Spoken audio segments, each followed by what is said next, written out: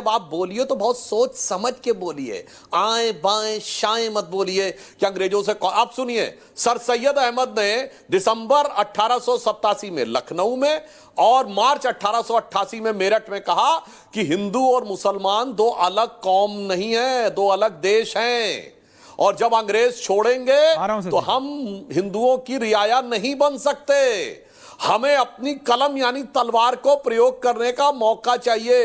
तब साहब सुनिए, सावरकर जी 4 या 5 साल के थे। अब आइए और आगे, जब जब बोलिए तो बड़ा सोच समझ के बोलिए। आप लोग तो ऐसे मतलब बोलने लगते हैं। आप सतीश जी की बात का जवाब देते हैं, अंग्रेजों से कौन मिला था?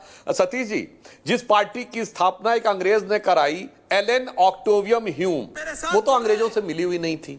जिसके पहले 25 साल में दर्जनों अध्यक्ष, कांग्रेस पार्टी के अध्यक्ष अंग्रेज सेक्रेटरी रहे।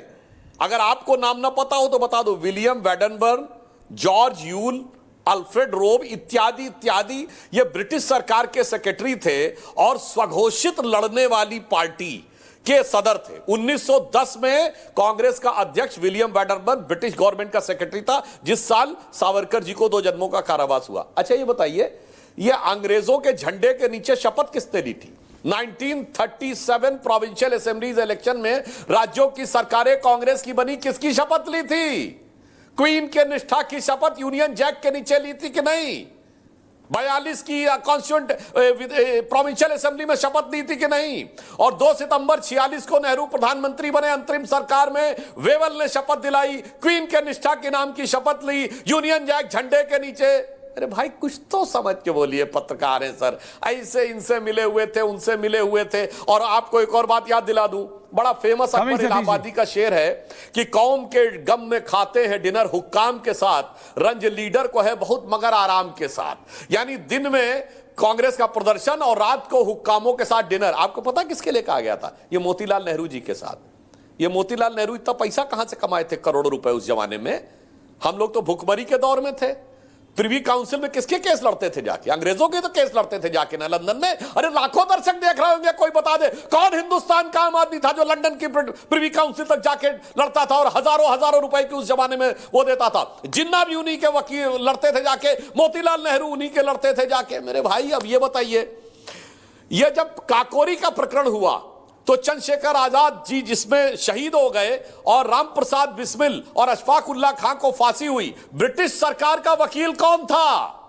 कांग्रेस के नेता जगत नारायण मुल्ला, जो गांधी परिवार नेहरू परिवार के रिश्तेदार थे। सर पढ़े लिखे होने के बावजूद थोड़ा समझ के बोलिए। ये आप लोगों ने, अब बताता हूं, ये जो एक तरफा हिस्ट्री पढ़ाई है ना, इन्होंने कहा सच झूठ, तो मैं साहब से भी कहना चाहता हूं, साहब कुतुब मीनार कुतुबुद्दीन ऐबक ने बनवाई, एक आरटीआई लगाई गई थी 10 साल पहले।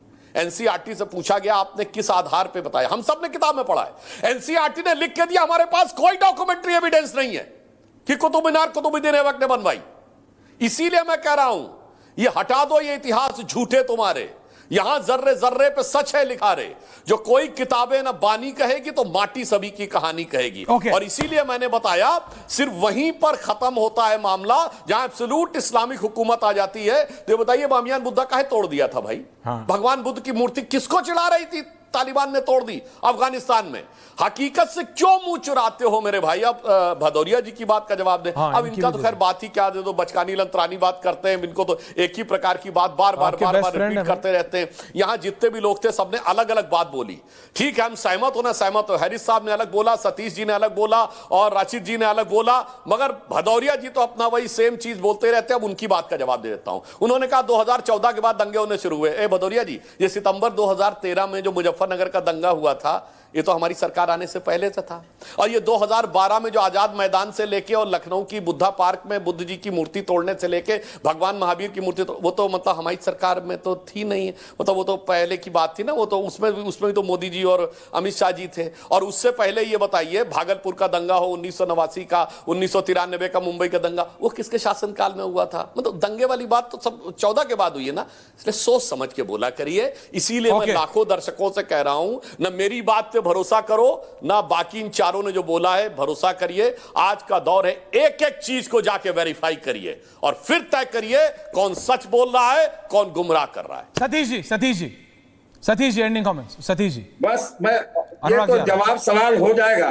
ये बात उनकी सही है कि सर सैयद अहमद खान के जरिए विभेद पैदा किया अंग्रेजों ने, लेकिन उससे पहले सब साथ ही थे।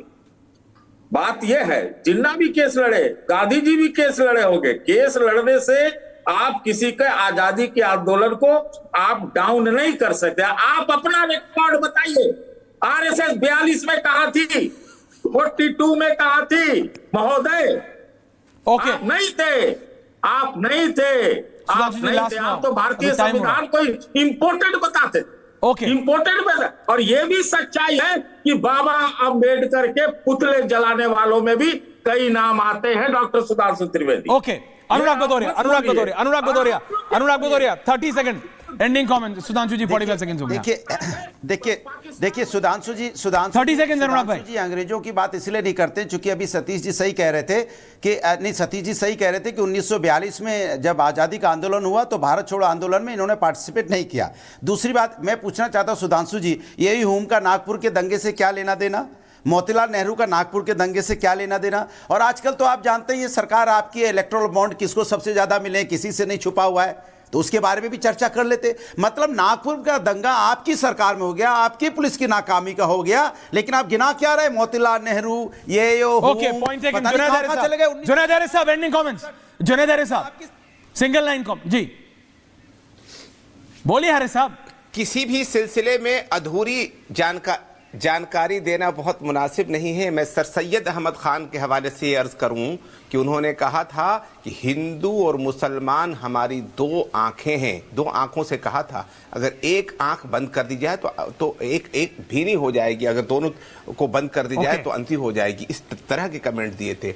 ये इसमें कोई शक नहीं है कि मुसलमानों पर, चूंकि अंग्रेजों ने मुसलमानों से हुकूमत दिया था इसलिए मुसलमानों को असल मुजरिम समझते हुए उनको सजाएं दे रहे थे, उलमा सरेआम काटे जा रहे थे। सुधांशु जी खुद सच में समय कम है, 45 सेकंड आंसर आपका एंडिंग, आपका मैं पॉइंट समझ गया। सुधांशु जी एंडिंग कमेंट।